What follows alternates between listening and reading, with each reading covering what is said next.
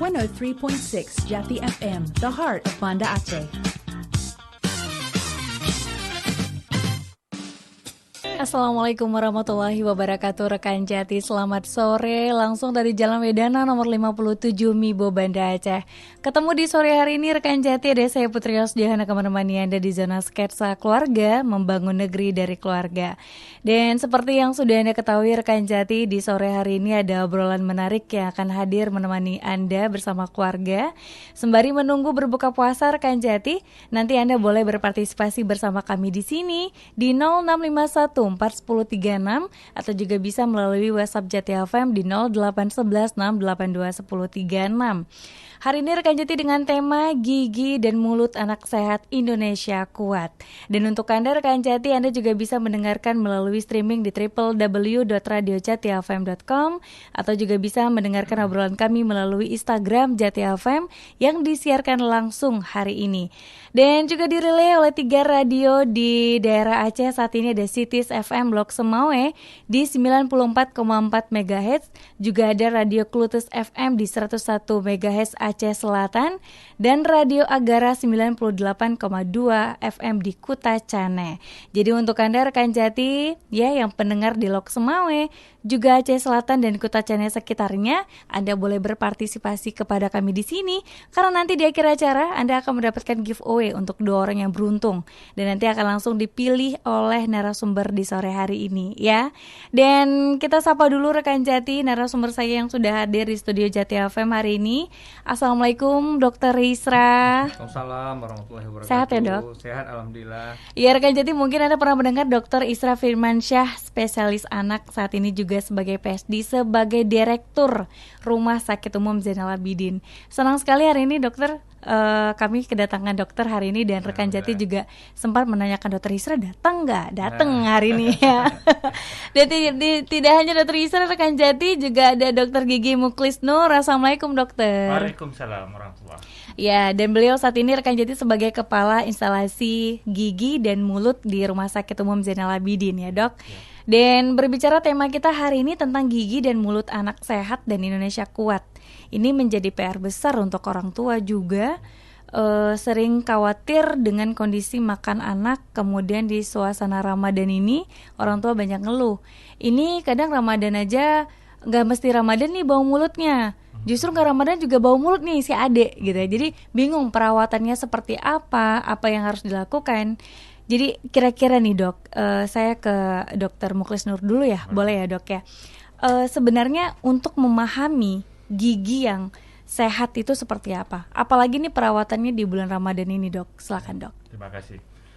Gigi itu sebenarnya terdiri dari 2 bagian, gigi sendiri dan jaringan pendukungnya.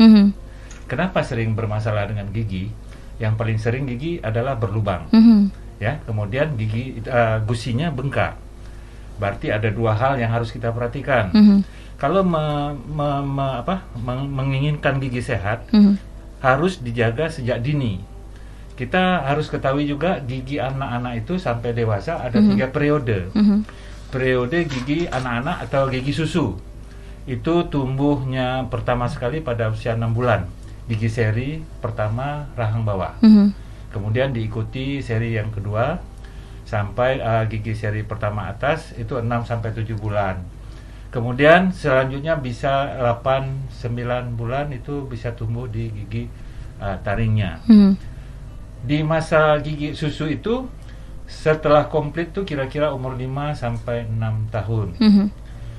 Di 6 tahun pertama itu gigi dewasa yang pertama tumbuh, gigi geraham pertama pada orang anak-anak. Ya, kemudian disebut di situ masa gigi bercampur.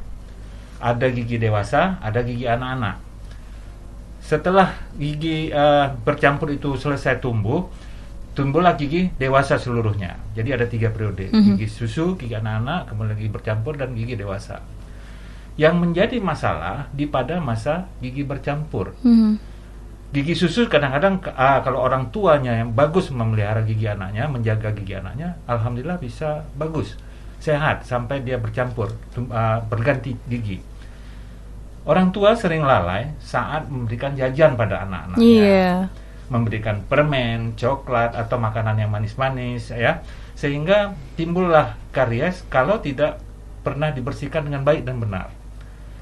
Anak-anak akan susah makan kalau giginya sudah berlubang dan menimbulkan rasa sakit. Keluhan orang tuanya, anak saya kenapa semakin kurus, kenapa tidak mau makan. Akibatnya nanti mungkin Dokter Isra nanti akan menjelaskan lebih lanjut. Kalau anak-anak tidak cukup asupan gizinya, timbul penyakit yang mungkin kurang gizi. Beliau yang akan menjelaskannya. Di sini di saat bulan Ramadan ini sebenarnya gigi anak-anak dan orang dewasa sama saja untuk perawatannya. Jangan merawat pada saat bulan Ramadan, tetapi rawatlah sebelum Ramadan. Ya, kalau kita menghendaki gigi yang sehat dan bagus itu tidak ada keluhan sakit atau nyeri pada gigi itu, ya. Kemudian mulut dan napasnya itu terasa segar gitu. Kenapa terasa segar? Di sela-sela gusinya tidak dijumpai karang gigi. Karang gigi itu menyebabkan juga bisa membuat bau mulut, ya. Kemudian infeksi kalau misalnya dicabut gigi, kalau tidak benar perawatannya menimbulkan rasa bau juga, rasa bau mulut, ya. Kemudian gigi dapat difungsikan dengan baik untuk mengunyah dan untuk fungsi bicara. Kemudian yang gigi yang sehat adalah gigi yang terlihat bersih dan sehat. Demikian. Dan ini sebagai PR juga nih orang tua sejauh ini sedang tadi perawatan gigi susu ya dok. Ini kan banyak nih orang tua, apalagi kalau anaknya yang memang udah daripada nangis, daripada nanti ini udah ngasih gitu ya. Dan ternyata efeknya banyak ya kalau tadi lagi orang tuanya nggak memperhatikan perawatannya ya. Dan sebenarnya nih Dokter Isra, pengaruh kalau misalnya kesehatan gigi dan mulut itu tidak terjaga, dan kemudian faktornya apa sih yang harus memang dijaga agar ini sehat tetap aman gitu? Ya, jadi sebenarnya faktor penyebab bukan hanya sakit gigi, tapi penyebab penyakit itu banyak sekali. Faktor penyebabnya bisa dari si penderita sendiri, atau dalam hal ini adalah si anak, kemudian dari lingkungan, kemudian dari orang tua. Nah, sebagian besar permasalahan gigi pada anak ini tertumpunya kepada orang tua, ya, terutama pada anak-anak usia masih ketergantungan pada orang tua, ya, umumnya pada usia di bawah 7 tahun. Nah, ini yang memerlukan kewaspadaan dan kemudian awareness dari orang tua untuk memelihara gigi anaknya, karena anak sendiri belum mengerti tentang perawatan gigi. Jadi orang tualah yang membimbing anak-anaknya, ya. Misalnya setelah makan harus menyikat gigi, kemudian menghindari makan makanan yang cenderung akan bisa menimbulkan plak, yang nantinya plak ini akan menyebabkan terjadinya karang gigi dan kemudian bisa menyebabkan lubang pada gigi atau karies dentis. Nah, jadi peran orang tua yang terutama untuk memelihara gigi anaknya. Nah, kemudian mengenai makanan juga demikian, sudah disampaikan oleh Dr. Muklis tadi, ya, makanan-makanan yang bisa merangsang timbulnya plak ataupun lubang pada gigi, yaitu makanan-makanan yang manis seperti coklat, dodol, permen, ada lagi apa tuh yang warna-warna pink gitu, lollipop ya, lollipop, gulali. Gulali, itu paling enak ya, sutra manis, wah itu luar biasa sekali, anak-anak pasti suka tuh, karena tertarik warnanya. Iya. Kemudian anak-anak rewel, orang tua tidak sampai hati, ya, jadi harus walau bagaimana juga ya tetap diberikan ke anak-anaknya. Tetapi dalam artian itu ya tidak masalah juga sebenarnya, asal tidak terlalu sering, dan kemudian setelah mengkonsumsi makanan tersebut harus dibersihkan giginya, ya, dengan menyikat gigi. Normalnya 2 kali sehari ya, ya, 2 kali sehari atau setelah makan, ya, jadi sehingga kotoran-kotoran ataupun sisa-sisa makanan itu tidak menempel di gigi. Nah, jadi faktor penyebabnya itu banyak, tapi yang paling utama itu adalah dari orang tua, kemudian dari anaknya sendiri, kemudian dari lingkungan. Kalau dari lingkungan itu dari faktor makanan tadi, atau pergaulan antara anak-anak, ya, anak-anak sedang main-main kelereng atau main gundu atau main patok lili atau main sesama temannya, ada yang menawarkan makanan, ya udah makan. Dan biasanya makanannya itu pasti yang manis-manis, itu faktor lingkungan. Dan kemudian faktor anaknya sendiri, memang dia memang suka untuk makanan tersebut. Nah, jadi yang utamanya sebenarnya adalah peran orang tua di sini yang wajib benar-benar harus menuntun ya atau membimbing anak-anaknya atau mengawasi anak-anaknya untuk memelihara kesehatan giginya. Iya. Dan untuk Anda rekan Jati, Anda boleh bergabung bersama kami di sini di 0651411036 atau juga di 0811682136. Sebelum saya membaca WhatsApp yang sudah masuk di sore hari ini rekan Jati, nanti akan saya bacakan. Tapi Dok, kita kan juga tahu ya, iya, ada penelpon. Kita angkat dulu ya. Untuk penelpon pertama di sore hari ini. Halo, Assalamualaikum. Waalaikumsalam Putri. Putri. Iya benar ya, jangan salah-salah nama, nanti nggak menang nih giveaway-nya. Bukan masalah menangnya, penting nggak ilmunya. Oke, dengan siapa di mana? Dengan Kak Zubaida. Oke, Kak Zubaida, silakan mau nanya apa? Oke, assalamualaikum dokter-dokter yang ganteng. Assalamualaikum warahmatullahi wabarakatuh. Ibu yang cantik. Pak tahu bapak saya cantik ya. Bapak gantengnya ada lihat statusnya nih. Oke, baik. Apa tuh pertanyaannya? Oke, gini dok, kan kalau biasanya kan kalau orang tua itu membawa anaknya ke dokter gigi pasti pada saat anaknya sakit gigi.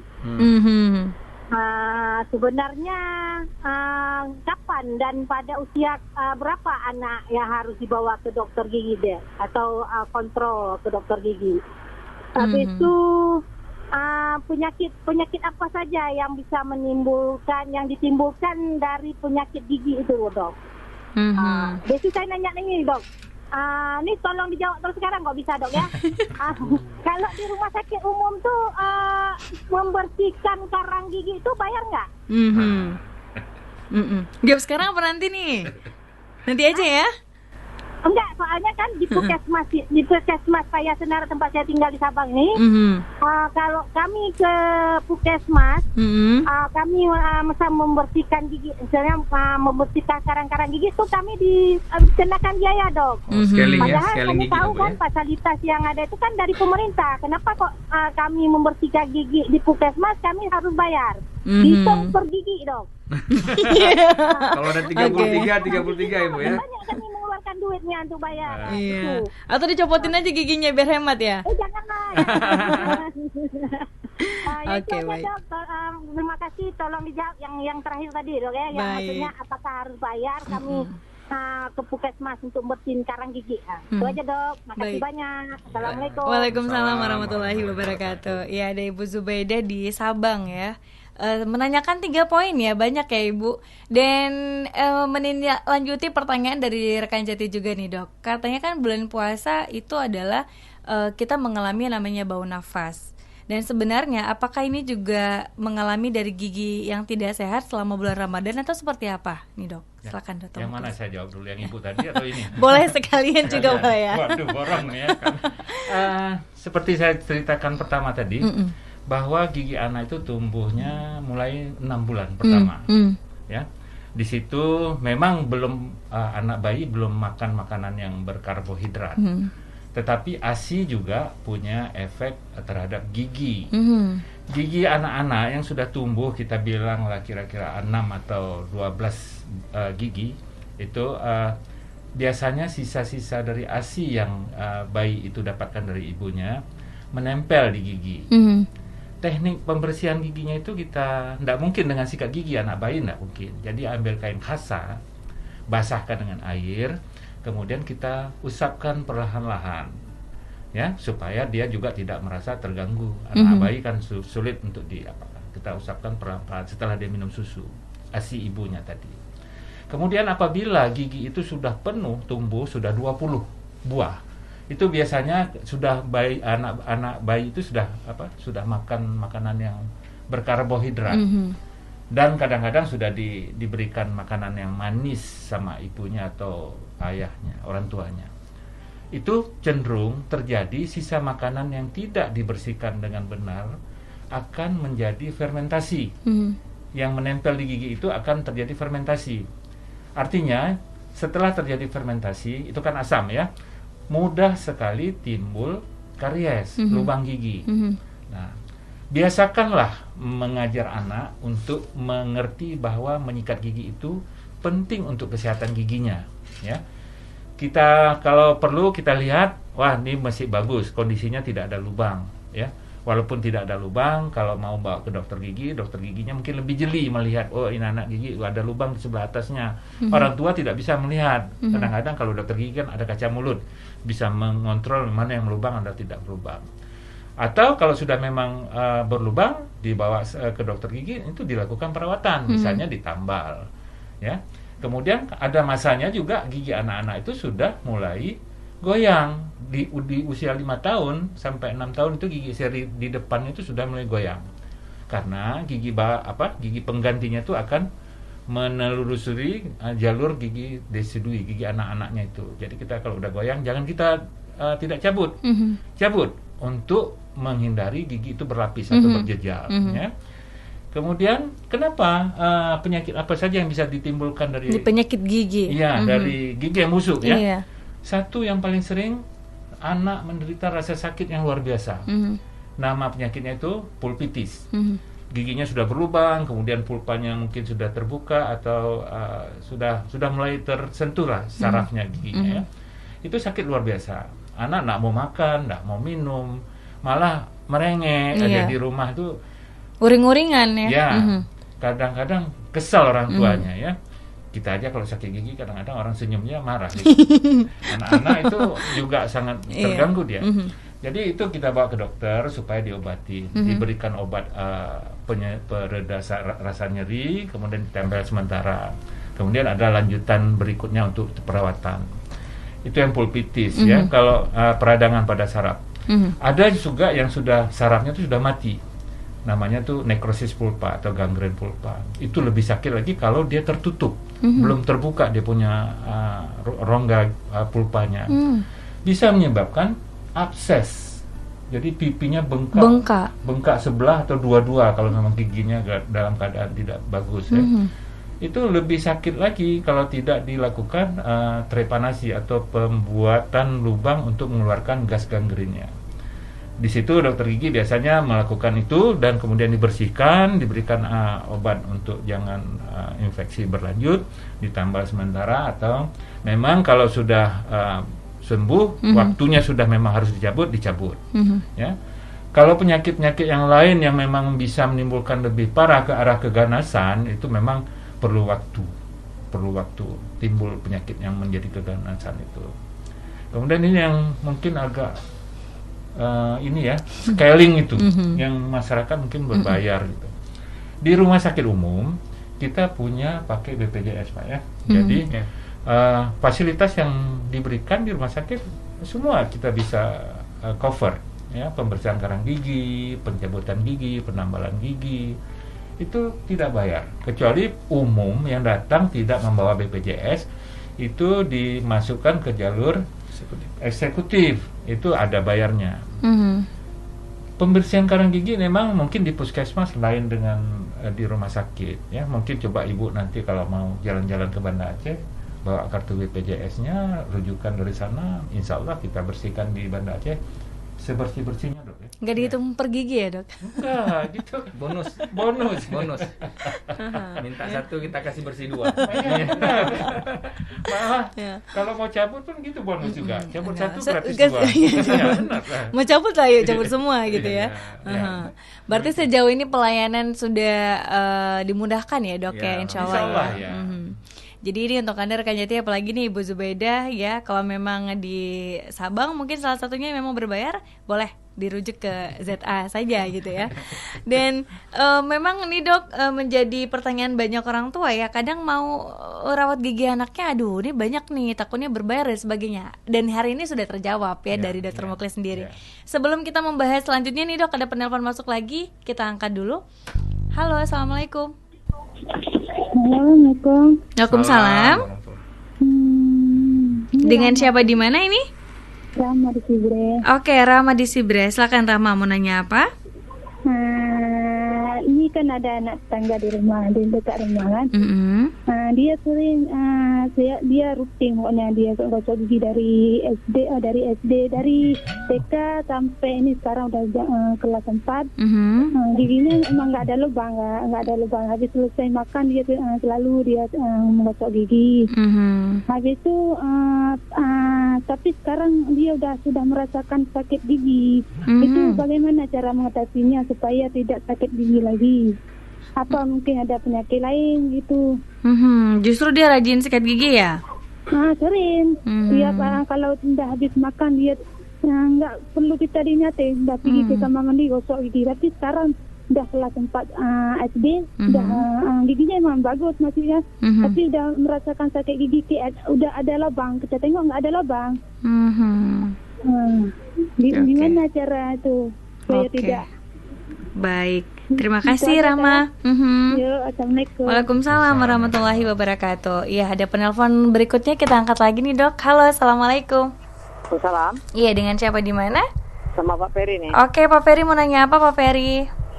Ini kalau kita misal sakit gigi udah berlubang kan, boleh kita beli obat bebas itu. Beli obat bebas, oke. Obat bebas gigi berlubang begitu di apotek atau di tabib-tabib gitu kan. Tanpa resep dari dokter ya? Tanpa resep dokter, benar itu. Boleh Dok. Apa ada efek samping? Yang kedua, yang orang gigi berlubang tuh kok pakai behel tuh gimana Dok? Nanti tambah parah lagi sakit giginya. Yang pakai behel itu. Iya. Yang terakhir Dok, bagaimana kalau kita sakit gigi itu? Karena saya lihat orang jual obat aneh, maksudnya pasta gigi itu yang cocok bagi kita untuk gigi berlubang itu apa Dok? Jenis pasta gigi yang cocok ya? Ya, untuk gigi berlubang. Kita banyak jual bebas nih sekarang nih. Iya, baik. Itu jangan kita beli yang ini atau ikat lain. Iya. Mohon penjelasan dari dokter. Terima kasih. Assalamualaikum. Waalaikumsalam warahmatullahi wabarakatuh. Iya, ada penelpon yang sudah masuk. Nanti kita akan jawab rekan Jati. Ini memang banyak ya sasarannya. Tapi sebelum ke dokter Muklis saya ke dokter Isra.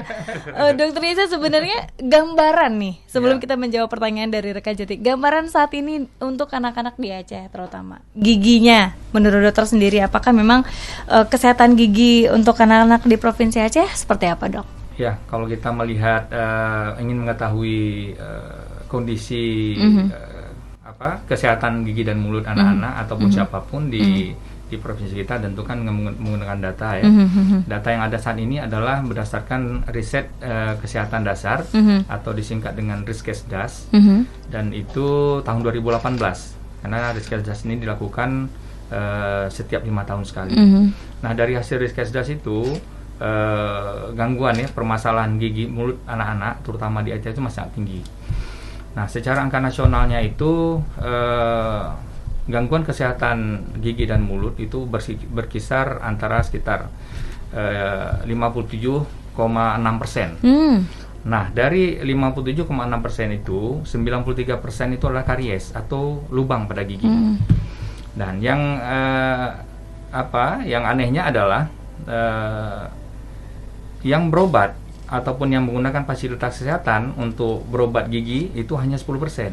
Nah, dari 57,6% hanya 10% yang menggunakan fasilitas kesehatan atau yang berkunjung ke dokter. Nah, jadi inilah butuh perhatian kita semuanya, bahwasanya kesehatan gigi itu sangat penting sekali. Nah, tadi melanjutkan keterangan dari Dr. Muklis dan pertanyaan dari Ibu Zubaidah tadi tentang penyakit apa saja yang bisa ditimbulkan oleh gigi. Itu komplikasinya bukan hanya di lokal saja. Tadi Dr. Muklis sudah sampaikan infeksi di sekitar gigi, ya, apakah infeksinya itu pulpitis, kemudian gingivitis, dan lain sebagainya, ya, yang di daerah mulut. Tetapi yang kita takutkan lagi adalah apabila sudah terjadi karies, artinya sudah terjadi hubungan luar, ya, karena sudah ada lubang, akan terjadi hubungan luar ke dalam pembuluh darah dan saraf. Nah, seharusnya gigi itu kan tertutup, dia lengkap, tetapi begitu ada lubang sudah terjadi hubungan langsung, ya, antara dunia luar dengan dunia di dalam gigi itu sendiri. Nah, jadi komplikasi yang paling banyak dari penyakit gigi itu adalah apabila ini berlangsung secara lama, ya, secara kronis, itu bisa mengarah infeksinya itu bisa ke seluruh tubuh. Jadi gambaran kesehatan gigi itu adalah gambaran kesehatan keseluruhan dari anak-anak, dari si manusia tersebut. Nah, jadi komplikasi yang didapatkan tadi adalah secara sistemik, ya.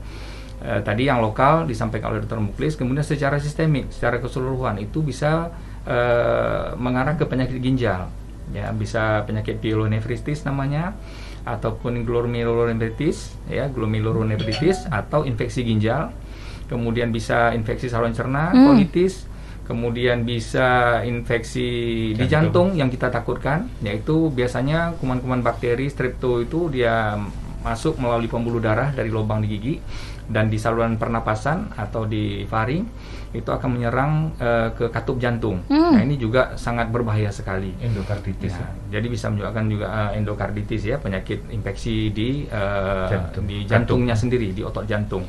Nah, kemudian banyak sekali infeksi yang lainnya. Nah, yang paling dekat adalah karena gigi ini berhubungan dengan tulang-tulang atau rongga-rongga di kepala kita, paling sering sekali adalah namanya itu sinusitis, jadi infeksi di sinus. Nah, saya rasa banyak penderita sinusitis yang tidak menyadari bahwasanya salah satu port di entry-nya atau penyebabnya itu adalah dari radang giginya. Nah, sehingga kadang-kadang dikatakan sinusitis ini karena alergi ataupun dari yang lain-lain. Karena sebenarnya mungkin adalah dari infeksi dari giginya. Nah, jadi begitu banyak komplikasi yang ditimbulkan oleh penyakit gigi. Oleh karena itu, saya menghimbau kepada kita semuanya, pada rekan-rekan Jati FM semuanya, untuk benar-benar memelihara dan menjaga gigi kita. Bagi orang tua harus menjaga kesehatan gigi dan mulut anak-anaknya, sehingga anak-anaknya akan sehat nanti. Iya, tapi Dok, satu lagi, kalau misalnya perkembangan situasi gigi dan mulutnya tidak baik gitu, pengaruh nggak dengan tumbuh kembang si anak? Sudah pasti, jelas. Kalau seandainya kita ambil satu contoh aja, tadi saya katakan bahwasanya apabila gigi si anak infeksi, ya, atau ada karies, atau ada lubang giginya, sehingga udah pasti si anak yang pertama makannya udah pasti berkurang. Ngeluh sakit terus gitu ya. Makanan udah paling berkurang karena begitu dia makan kan sakit, nyeri, timbul nyeri, sehingga akan mengurangi selera makannya. Kalau ini berlangsung lama, dampaknya seperti yang disampaikan oleh Dr. Muklis tadi adalah penurunan berat badan, kemudian makan kurang, minum kurang, sehingga akan terjadi dehidrasi. Dampak yang paling cepat adalah dehidrasi, sehingga si anak, ya, mau tidak mau, ya, terpaksa harus dibawa ke rumah sakit untuk ditambah cairan infus. Nah, ini kalau seandainya memang penyakitnya itu berat. Nah, jadi banyak sekali, saya rasa sangat berpengaruh sekali dengan tumbuh kembang anak. Dan kemudian juga apabila anak sakit gigi, sudah pasti uring-uringan. Ya. Orang tuanya juga uring-uringan. Orang tuanya juga uring-uringan, dan kemudian kalau dia udah masa usia sekolah, udah pasti bolos, pasti nggak masuk kelas. Ya, kemudian prestasinya, kalau prestasinya juga akan menurun.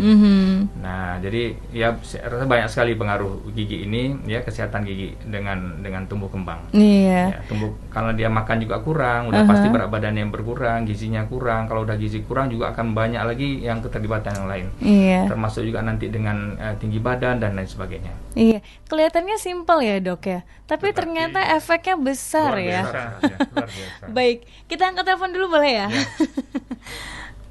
Oke, halo, assalamualaikum. Halo.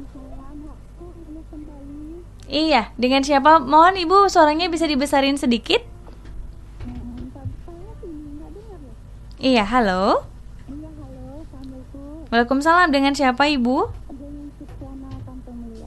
Oke, Ibu Cutkiana ya? Iya, silakan dengan pertanyaannya Ibu. Ya, salam kenal sih ke dokter.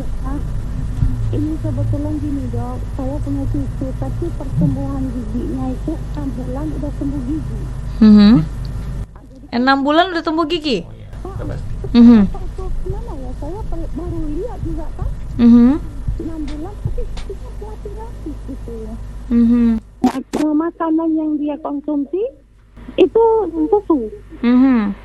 Jadi yang lain makanan lain nggak ada, ya susu ya, kencang dia minum susu kan. Tapi itulah 6 bulan, habis itu berlapis-lapis. Saat dicabut kan hari ini, saya lihat giginya udah mulai sakit-sakit. Kenapa giginya sudah mulai apa? Udah mulai sakit-sakit. Jadi kan yang namanya anak-anak nangis itu. Jadi yang ingin saya tanyakan lagi, itu kenapa pengaruh susunya itu, giginya berlapis itu gimana prosesnya?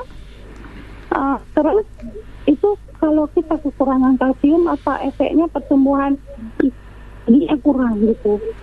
Ada dari sisi makanan apa yang bisa diperbarui? Agak maklumlah hari ini usia saya jadi nggak ingat lagi. Terima kasih. Ya. Baik. Makasih. Assalamualaikum. Waalaikumsalam warahmatullahi wabarakatuh. Iya, ya banyak nih ternyata PR. PR-nya banyak nih dok ya. Oke, rekan jadi kita jawab dulu nih pertanyaan dari penelpon Jati FM sudah masuk, ada Pak Ferry dan juga Ibu Cutkiana. Dan untuk Anda para pendengar di radio Clutes FM, Cities FM dan juga Agara FM, Anda boleh berpartisipasi bersama kami di sini di 0651411036 atau juga bisa WhatsApp Jati FM di 0811682136. Dok, Dokter Muklis, ini kan banyak ya kita lihat tadi pertanyaan kayak Pak Ferry.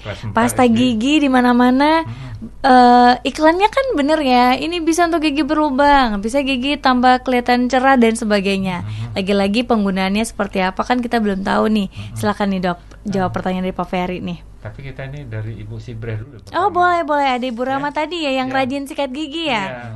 Kasihan beliau kan udah nunggu. Bener. Jadi pada kasus anak kelas 4 SD ini rajin menyikat gigi, kemudian tidak ada lubang gigi dan timbul rasa sakit gigi yang luar biasa. Kalau saya perhatikan ini pada usia ini gigi gerahamnya mau tumbuh lagi. Jadi gigi geraham pertama itu usia 10 nih Pak ya? Ya 6 tahun ya. Kelas 4 SD. Iya kelas 4 SD. Jadi gigi yang lain-lain itu mau tumbuh sebenarnya, timbul rasa sakit ya. Tapi untuk memastikannya itu kita harus melakukan pemeriksaan. Apakah betul-betul gigi itu tidak ada yang berlubang, atau gigi itu sudah mulai goyang sehingga waktu mengunyah sakit. Sementara gigi dewasanya mau menyusul tumbuh. Jadi ini sudah goyang, tapi masih bagus. Banyak kejadian begitu, giginya bagus, yang gigi susunya, gigi anak-anaknya bagus, tetapi tidak berlubang. Dan gigi dewasanya mau tumbuh. Gigi anak-anaknya goyang, waktu mengunyah timbul rasa sakit, bisa jadi. Jadi kita harus memastikan dengan pemeriksaan di puskesmas bisa, mungkin dokter di puskesmas, dokter gigi puskesmas bisa menjelaskan nanti kalau memang gigi itu sehat tapi tidak berlubang dan menimbulkan rasa sakit ya. Udah pasti harus diperiksa ya. Harus diperiksa, tidak bisa kita melalui jarak jauh begini, tapi gambaran sementara ada gigi yang mau tumbuh sehingga menimbulkan rasa sakit, bisa saja.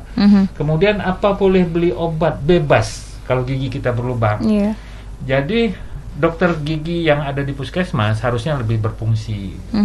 Masyarakat datang ke puskesmas untuk memeriksakan giginya. Gigi berlubang itu macam-macam. Ada yang cuma 1 mili lubangnya, ada yang sudah 1 senti, ada malah berlubang seperti kawah gitu. Jadi obat bebas pun kita tidak anjurkan kalau belum tegak diagnosanya. Karena apa? Memang obat penghilang rasa sakit untuk sakit gigi itu banyak sekali. Ada paracetamol, ada asam mefenamat, ada ibuprofen, ya, ada tramadol, macam-macam. Kita tidak berani membiarkan masyarakat membeli bebas yang takutnya terjadi alergi. Banyak itu masyarakat yang alergi ya kalau minum asam mefenamat ya, atau paracetamol. Paracetamol itu bisa menyebabkan sindrom yang memang kulit kita terkelupas semua gara-gara minum paracetamol. Jadi hati-hati membeli obat bebas. Sebaiknya kunjungilah puskesmas atau rumah sakit atau praktek dokter gigi sore ya. Kemudian yang pakai behel tadi, masalah pakai behel memang ada tarikan gaya untuk memindahkan, menggerakkan gigi. Kalau ada gigi yang berlubang yang untuk jangkarnya, misalnya gigi geraham untuk jangkarnya itu berlubang, saat menarik gigi depan untuk menyusun kembali mungkin bertambah sakit. Tapi kembali lagi, mungkin kita bisa tanya sama dokter yang memesan behel, dok gigi saya ini gimana, kok tambah sakit? Beliau mungkin dokter giginya akan memberikan obat atau membersihkan lubang giginya, untuk sementara diberikan obat penenangnya. Ya. Satu lagi yang obat gigi ya. Obat pasta gigi ya, pasta gigi. Pasta gigi itu semuanya bagus. Semuanya bagus. Kenapa? Kalau sekarang pasta gigi yang diperjualbelikan di pasaran itu semua mengandung fluor dan high kalsium. Memang itu dibutuhkan oleh tubuh. Fluor untuk menjaga gigi supaya tetap kuat, ya kan? High kalsium juga untuk tulang kita. Jadi tidak usah terpengaruh Pepsodent dengan baking soda atau dengan siwa atau segala macam, apa saja boleh. Yang penting lihat label halal di pasta gigi itu kemasannya itu, ya. Jadi jangan saya fanatik sama Pepsodent. Saya nggak boleh juga bilang boleh itu saja, nggak boleh. Atau dengan Ciptaden, sama saja. Karena pasta gigi itu adalah seperti busa atau sabun untuk membersihkan gigi geligi. Karang giginya kenapa nggak bisa bersih dengan Pepsodent? Kan ada Pepsodent yang untuk karang gigi. Karang gigi itu kadang-kadang harus dengan alat khusus di dokter gigi atau di rumah sakit atau di puskesmas. Harus dibersihkan dengan telaten baru tidak mempengaruhi gusi kita. Karena kalau ada karang gigi di leher gigi dalam waktu lama terjadi proses iritasi gusi itu dan menjadi bengkak, infeksi dan menimbulkan perdarahan, kemudian menjadi lebih bau mulut kita, ya. Kemudian ibu yang di kampung Laksana, cucunya 6 bulan tumbuh gigi. Ya memang waktunya tumbuh gigi, ya. Masalah giginya 6 bulan itu baru 1 atau 2 gigi yang tumbuh di rahang bawah, ya. Jadi tidak usah khawatir giginya berjejal karena rongganya ruangan untuk tumbuh gigi masih banyak. Di belakangnya itu belum terisi gigi. Jadi kemungkinan berjejal mungkin informasi genetik giginya mungkin agak miring sedikit, biasa, normal masih nanti.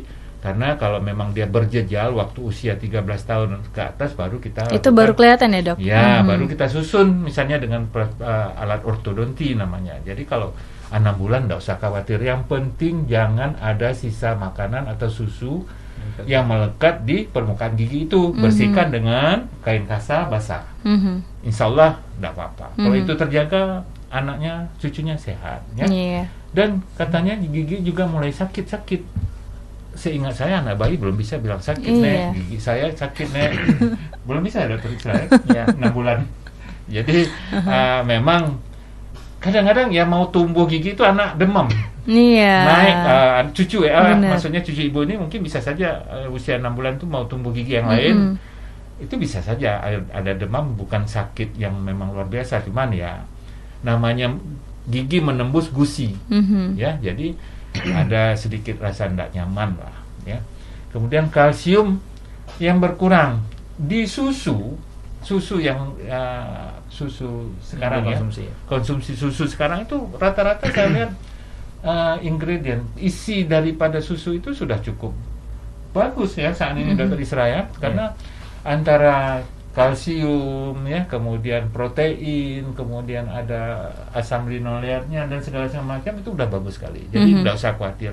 Pilihlah susu yang sesuai dengan kebutuhan dia. Kalau dia misalnya alergi dengan susu sapi, beli mungkin susu soya ya, kedelai. Demikian Ibu. Iya.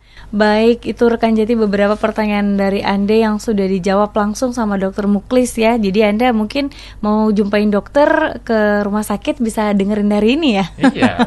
Baik, ada penelpon yang masuk, saya angkat lagi nih, Dok, ya, di sore hari ini. Pokoknya kita angkat terus sampai tuntas ya.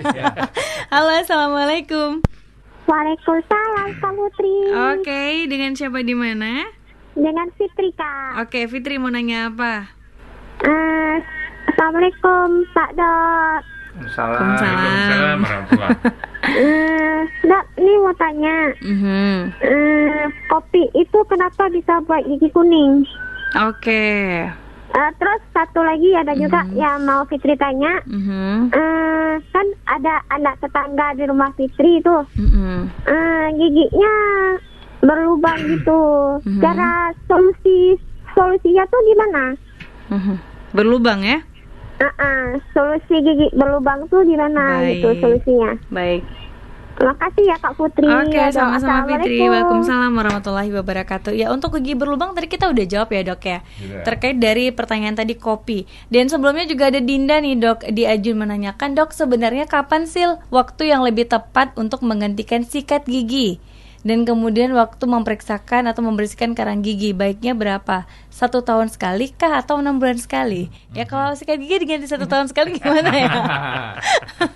Oke, gimana nih? Siapa nih kira-kira, dokter lagi atau dokter Yusra nih? Boleh? Dokter Muklis lah. Nanti dokter Yusra bisa menambahkan ya. Oke. Terima kasih. Kopi itu menyebabkan gigi bukan kuning sebenarnya, tapi hitam. Warna kopi itu hitam. Sebenarnya gini, kalau kita tidak benar membersihkan gigi kita dengan menyikat gigi dengan baik dan benar, ada food debris namanya. Jadi makanan yang kita kunyah itu ada hasilnya yang halus. Food debris, sisa-sisa makanan, ya, lengket di permukaan gigi, ya. Sehari, kemudian 2 hari, seminggu, sebulan, menyebabkan dia seperti kalau kaca itu kita berikan air gula, lengket gitu ya. Jadi kopi juga begitu, kita minum kopi, food debris yang sudah mengeras tadi di permukaan gigi, mudah sekali ditempeli oleh warna kopi. Ya. Bukan hanya kopi aja ya, teh, semua gitu. makanan juga Semua bisa makanan ya. yang berwarna. Asam keung pun kadang-kadang membuat warna itu kuning ya. Jadi ada kunyitnya. Jadi tindakan kita adalah membersihkan karang gigi itu dengan baik dan benar, ya. Kemudian biasakan menyikat gigi itu dengan baik, ya. Cara pemilihan sikat gigi yang baik itu permukaan bulunya itu rata, ya. Kemudian ke arah kepalanya itu agak runcing, jadi bukan peta 4 segi, tapi agak meruncing begitu. Jadi mudah masuk sampai ke ujung gigi geraham paling belakang, ya. Kemudian jangan memakai sikat gigi sampai bulunya itu lepek gitu ya. Jadi itu sudah sangat rusak sikat giginya, tidak bisa membersihkan dengan baik ya. Karena sudah melenting dia punya bulunya. Jadi udah kanan ke kiri ya Dok ya. Nggak bersatu lagi, benar. Dan pilihlah sikat gigi yang medium, nggak usah terlalu keras dan jangan terlalu lembut. Yang medium juga sudah bagus. Ya. Dan menyikat gigi itu gentle, pelan-pelan, ya, arahnya vertikal atau horizontal atau bisa diputar, circular, berputar. Nah, mudah-mudahan kalau kita teratur dan telaten menyikat gigi, bisa sekali setahun kita membersihkan karang gigi. Kalau mau yakin sekali 6 bulan boleh. Tapi kalau memang giginya bagus, biasa dokternya bilang ini bisa setahun gitu. Kalau memang cara menyikat giginya benar dan nampak itu memang gigi sehat dan bersih orangnya itu, setahun sekali boleh lakukan pemeriksaan gigi. Dan itu balik lagi ke kitanya kan Dok kan, kita mau menjaga nggak gigi kita, benar. seperti itu ya. Dan nggak kerasa loh Dok, waktu kita 10 menit lagi loh. Ya nggak kerasa. Tapi sebelum kita closing deh Dok, ini kan namanya juga kita sudah 18 Ramadan ya, nggak kerasa nanti udah sisa 12 hari lagi. Terutama di bulan Ramadan ini, kadang gini Dok, orang tua kan suka ya, pinginnya anaknya giginya bagus, tapi kadang tanpa disengaja orang tuanya suka nakutin nih ke dokter. Ini nanti kalau nggak dengar bawa ke dokter. Jadi pada saat akhirnya si anak harus diperiksa, jadi ketakutan sendiri. Aduh nggak berani karena udah diwanti-wanti. Ini gimana caranya biar orang tuanya juga tidak perlu harus memberikan ancaman, tapi si anak juga mau dibawa kontrol. Boleh deh ke dokter Isa ya Dok ya. Memang itu beliau psikologinya. Jadi ini memang sudah menjadi apa ya? Kalau saya katakan apa ya, tradisi atau memang ya identik dokter, mantri, apalagi dokter gigi. Saya kemarin waktu acara kita juga saya bilang, saya kecil dulu takut sekali mau ke dokter gigi. Karena bayangan kalau dokter gigi udah pasti dicabut gigi. Nah, jadi mungkin hal seperti itulah yang menyebabkan orang tua ini menakut-nakuti anaknya agar mengikuti keinginan orang tua. Karena kalau sudah berkunjung ke dokter udah pasti disuntik. Nah, itu kan dokter zaman dulu, ya mantri zaman dulu. Tapi sekarang tidak lagi. Nah, sekarang kan dokter tidak. Kita bawa anak-anak atau siapapun yang berobat tidak untuk disuntik, tapi diperiksa dan kemudian berikan obat-obatan minum ya secara oral. Jadi ini memang harus kita sosialisasikan lebih rutin, lebih sering kepada kita semuanya, bukan hanya pada orang tua saja, bahwasanya tidak menakut-nakuti anak, bukan hanya menakuti ke dokter, tapi juga ada yang lain-lain, nanti diambil sama ini, ya kalau nggak mau makan nanti diambil sama ini, atau diculik sama ini, atau diambil sama apa gitu ya. Jadi budaya kita untuk menakuti anak itu sudah mendarah daging sepertinya. Dan langkah baiknya apabila itu udah harus kita ubah, hal seperti itu harus kita ubah, ya mungkin dengan iming-iming, dengan janji. Ini kalau makan sebentar lagi nanti ibu atau umi bawa kemari, atau bawa ke tempat atau ke lampu U. Oh ya, habis ini makan dulu tapi makannya banyak. Atau misalnya menggosok gigi juga agak sulit anak-anak. Ya, kita iming-iming seperti itu mungkin akan lebih baik dibandingkan kita memberikan pandangan atau gambaran yang negatif pada anak. Jadi kita semuanya harus ke arah yang positif. Jadi kita berikan award ataupun kita iming-imingkan apakah ada memberikan hadiah nantinya dan lain sebagainya. Tapi harus kita turuti apa yang kita janjikan, itu harus kita penuhi konsisten ya dok ya. Jadi sehingga anak-anak pun timbul keyakinan pada kita bahwasanya benar seperti ini. Nah kemudian pada suatu waktu nanti pada saat dia sakit dibawa ke dokter, ternyata benar seperti yang disampaikan oleh orang tua bahwasanya ke dokter itu fun-fun aja. Iya, nggak menakutkan. Tidak menakutkan, apalagi jumpa dengan dokter Muklis. Muklis ya. Iya, dan ini ya menjadi tips ya untuk orang tua sebenarnya ya. Udah saatnya mengubah untuk nggak mengancam gitu ya. Dan saya ke dokter Muklis lagi nih dok, sebagai closing statement kita di sore hari ini ya dok. Satu pertanyaan tadi dari rekan Jati juga tentang kalau anak yang lagi sakit gigi boleh nggak berpuasa. Sebelum dokter menjawab itu, mungkin dokter boleh ngasih tahu ke rekan Jati dan juga pendengar radio saat ini tentang apa sih kiatnya biar gigi itu tetap sehat, tetap cantik juga tentunya untuk proses perkembangan anak-anak, apa yang harus dilakukan? Silakan dok untuk di closing statement. Terima kasih rekan Jati sekalian. Untuk menjaga kesehatan di bulan Ramadan ini, marilah kita membiasakan sikat gigi 2 kali sehari, setelah makan sahur dan sebelum tidur. Itu sangat membantu menjaga kondisi rongga gigi, mulut dan gigi kita. Ya, kemudian kalau menyikat gigi, sikatlah secara perlahan, kemudian arahnya vertikal, horizontal dan sirkular atau berputar. Ya, pilihlah sikat gigi yang medium, jangan terlalu lembut, jangan terlalu keras. Ya, kemudian jangan lupa waktu saat menyikat gigi, menyikat lidah juga, permukaan lidah, karena permukaan lidah kita tuh kasar. Kalau sisa makanan tinggal di situ atau menempel di situ bisa menimbulkan bau mulut, ya kan? Kemudian berkumur-kumur dengan obat kumur kalau ada masalah dengan gusinya, karena gusi yang bengkak atau yang sedang meradang kadang-kadang menimbulkan rasa tidak nyaman juga, ya. Sehingga boleh menggunakan obat kumur-kumur tapi secara insidental, jangan setelah sembuh kemudian kita sambung lagi setiap hari. Itu juga tidak baik untuk kesehatan rongga mulutnya. Kemudian minumlah air yang cukup, 8 gelas per hari, ya. 2 gelas waktu buka puasa, kemudian saat tarawih, pulang tarawih, sebelum tidur, sahur. Ya, jadi banyak yang bisa kita minum, ya. Konsumsi buah dan sayur yang cukup. Jangan hanya nasi.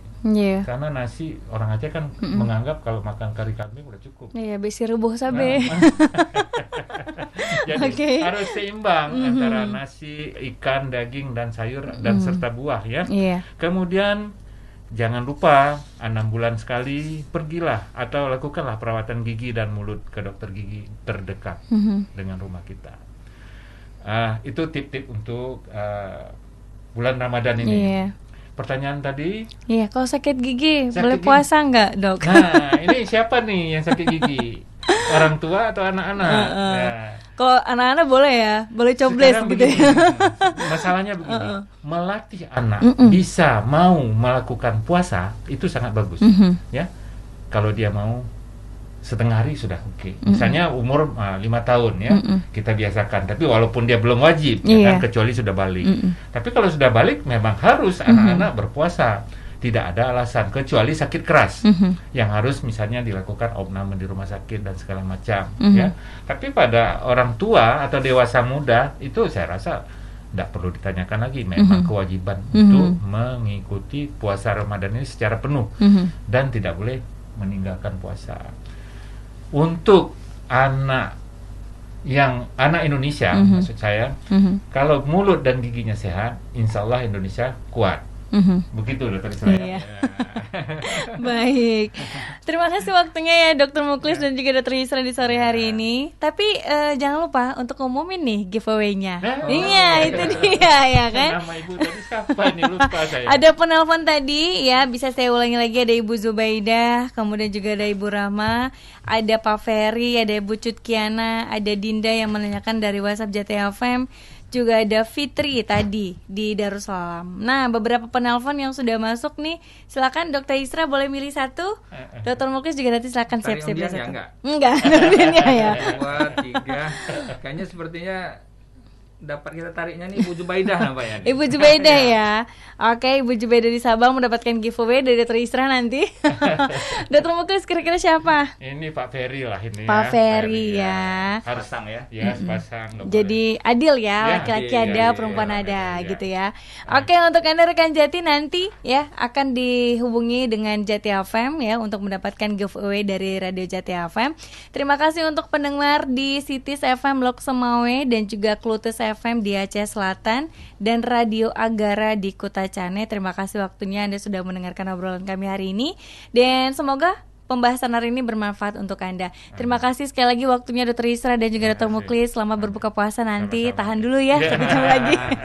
Untuk Anda rekan Jati tetap terus konsen di 103,6 Jati FM. Saya Putri Yosdihan. Kita pamit, tetap konsen di Zona Skersa Keluarga, membangun negeri dari keluarga. Wassalamualaikum warahmatullahi wabarakatuh. Waalaikumsalam warahmatullahi wabarakatuh.